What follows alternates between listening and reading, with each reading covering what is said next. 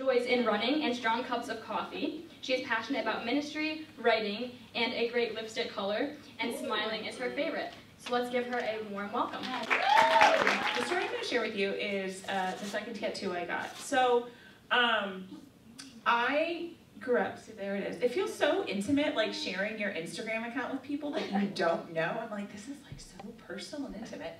So this was a few years ago, and I was at a talk in our diocese. The priest from Franciscan University came, and he was telling a story about St. Francis of Assisi.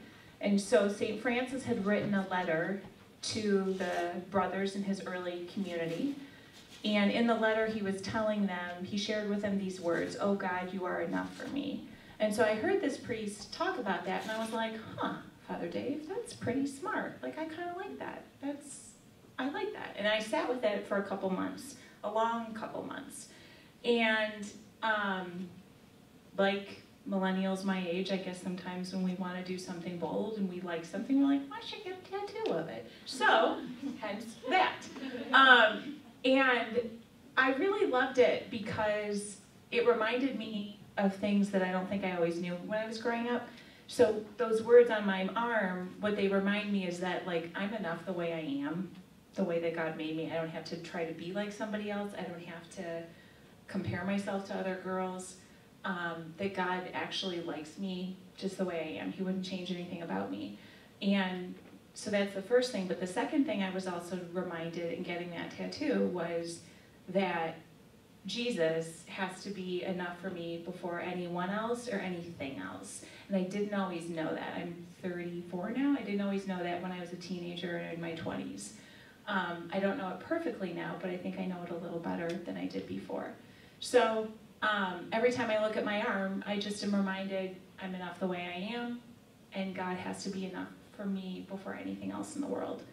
And the reason I share that story with you is because I think the Samaritan woman, when she went to the well that afternoon, she went probably feeling a lot of shame, a lot of self-condemnation. I don't think she probably liked herself very much. Everybody, all the other women in the town were gossiping about her, probably, or judged her for the way she was living her life. And she probably went there that morning, that afternoon, feeling really crummy about herself. And she didn't know those words. She didn't know she was enough. But as we'll see, as we kind of break open the story a little bit more, through the conversation with Jesus she has at the well, she leaves different. And because she encountered Jesus, he gave her something that afternoon that she didn't have when she came to the well. So she left different. So I like to think, in a way, she left realizing, I'm enough the way I am, even though I'm a hot mess, even though I don't have it all together, even though I've made choices I'm not proud of. So in some way, I feel like the Samaritan woman and I, and all of us, are really no different than each other. We're not really that different. So that's the story of that. So if you're not familiar with the story of the Samaritan woman, we're going to kind of break it open a little bit. It is actually one of my favorite gospel stories from St. John's Gospel. And there's a Samaritan woman, she goes to the well in the afternoon, it's hot, she's fetching water, and then of course Jesus just shows up on the scene and he starts talking to her, and he's like, hi, how are you? And he like engages her in conversation that's very deep, and he just talks to her. And then through their conversation, she has some epiphanies, and then I'll tell you what happens at the end of the story. But I wanted to kind of break it open a little because I think sometimes we read things in Scripture and we're like, what are they talking about? What is this city? Why is this person not talking to this person? And why is Jesus talking about things that I have no idea what they mean today? At least I feel that way sometimes. So the beginning of the story talks about how Jesus goes to a town of Samaria. And Samaritans and Jews did not get along with each other at all. So it says in verse 4, Jesus had to pass through Samaria. So he came to a town of Samaria called Sychar, near the plot of the land Jacob had given to his son Joseph. So why did the Samaritans and Jews not like each other? Well, I don't really want to make this a history lesson, so I'm going to just make it very short, but the context is helpful. So after the Assyrians conquered Israel, The Jewish people were banished from their homeland, and they were exiled, so they couldn't be where they practiced their faith. They were ostracized, and when they were banished, they were replaced by non-Jewish foreigners.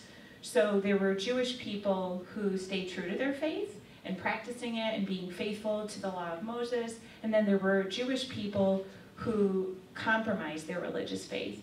So they sort of abandoned it, and they incorporated different elements of other pagan religions in it. So the Jews who were faithful did not like the Jews who were unfaithful and kind of were like making up their own faith. And there was a lot of tension. They didn't like each other. They were like oil and vinegar. They just didn't get along at all. So after the exile, the Jews started coming back to their homeland, and they see these Samaritans who apostatized their faith, more or less, and they didn't like them, and they judged them for that. In verses a little bit later on in the passage, you hear it talk about why is it so important that Jesus is at Jacob's well? This interaction with this Samaritan woman is at a well. Like, what's the big deal about a well? We all need water. But the context of it happening in a well is because in biblical times, important things happen at wells. This is where people get engaged or promise to be married. I mean, it's not like a scene that would be on The Bachelor or something. Like, you don't see who was it, the Delta pilot that's on The Bachelor now? He's not like taking somebody to like a well, you know, to like tell her he loves her. But this is what they did in the biblical times, because that's just where they hung out, I guess. So wells were a very important symbol. So Abraham, his servant, met Rebekah at a well. Moses met his wife at a well. When Jacob met Rachel, they met at a well. They fell in love at a well. So it's like wells are like part of the biblical love story or something. I don't know why. It is. It just is. And then the symbol of water itself is a really powerful one we see all throughout the Old Testament. And that God himself is a source of living water. So that's kind of the thing about the well. In verses 6 and 7, they tell us something about the woman, this nameless woman. A woman of Samaria came to draw water. Jesus said to her, "Give me a drink." It was about noon.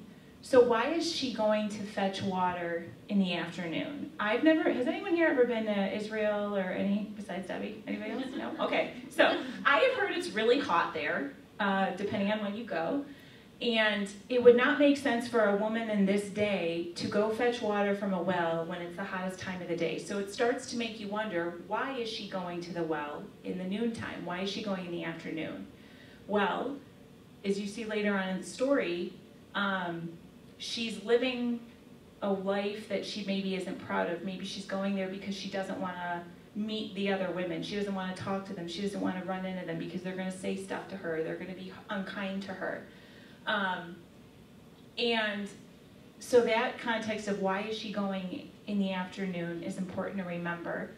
But then in the verses afterwards, verses 9 through 22, you start to see Jesus, and he just has this fascinating dialogue with her. He just starts asking her questions, and I'm thirsty, give me a drink. And she freaks out, and she's like, whoa, why are you talking to me? First of all, I'm a woman, and second of all, I'm a Samaritan woman. Like, did you miss the memo? Like, Jews and Samaritans, we don't hang out at the party store. Like, we don't acknowledge each other on the street. Like, why are you talking to me? And Jesus he kind of like ignores the fact that she's kind of freaking out a little, and he just talks to her, and they just have this encounter. He asks her questions, he listens to her, he tries to get to the depths of her heart, and as they start talking, you see several things. As you see the nature of Jesus' dialogue, how it's very bold for him to be talking to a woman, a Samaritan woman, but Jesus doesn't judge her. He doesn't call out like anything about her. He just talks to her as she is for who she is, recognizing her, probably when people in her own town and her village didn't recognize her a lot of the time. Later on, as the dialogue continues, I guess you could say this is where it gets juicy. Jesus says to her, "Go call your husband and come back." And the woman answers and says to him, "I do not have a husband." And Jesus answered her, "You are right in saying I do not have a husband, for you have had 5 husbands, and the one you have now is not your husband. What you say is true." So Jesus speaks a prophetic word over her. Jesus he knows something about her life that she has never told this man. Remember, she has known from Adam. Like, she's just like, oh, hungry, thirsty guy at a well. Okay, what's he doing here? But he speaks a prophetic word over her and says, yes, you are right in saying this. And this is what it is, and this is what I know. And so she's like, whoa, like, are you a prophet? Like, who are you? Like, this is kind of a big deal. You're telling me things that nobody knows about me. And even when Jesus speaks that over her, he utters that prophetic word. It is not in shame. It is not in condemnation. It is not in harshness. It is not in legalism. He speaks the truth as it is, but he sees past her situation, her choices, if you will, and he sees her for who she is. I always find it interesting that we don't know the name of this Samaritan woman, because sometimes I like to imagine and think, what was her experience like that day? What was it like for her when she walked to the well, carrying her jug? What was it like for her knowing that none of the other women wanted to talk to her, that nobody wanted to associate with her because she was unclean, or she was unfit, or she was dirty, or she was bad? Nobody wanted to be around her. And then here she's, having a conversation with this guy. She doesn't even know who he is. She doesn't know who Jesus is. She's never met him before. But to even consider in our lives, like, what would it be like to put ourselves in her shoes, in her experience, and think what it is? Or even for girls, in your school. I think many times we probably all have felt like the Samaritan woman. Maybe not in that particular sin, but I think we've all felt times where we weren't enough, or people were talking about us or looking at us differently than we wanted. So Jesus and this woman, they have this really beautiful dialogue, and they just talk. And then she says to him, the woman said to him, "Sir, I can see you are a prophet." And Jesus then later says to her, "Believe me, the hour is coming when you will worship the Father neither on this mountain nor in Jerusalem." So then the conversation around comes to the fact, the woman says, yes, I know the Messiah is coming, and believe that, like, I'm waiting for that. And then Jesus says to her, "I am he, the one who is speaking with you." So the moment that Jesus says that, it's kind of like, meanwhile, back at the ranch, the disciples roll up, and they come up, and they're coming back from town. Maybe they got some like pita chips and hummus for a snack, or grape leaves or something like that. And they come back, and they like freak out, and they're like, and it says, what does it say in the scriptures? They don't lose translation, of course.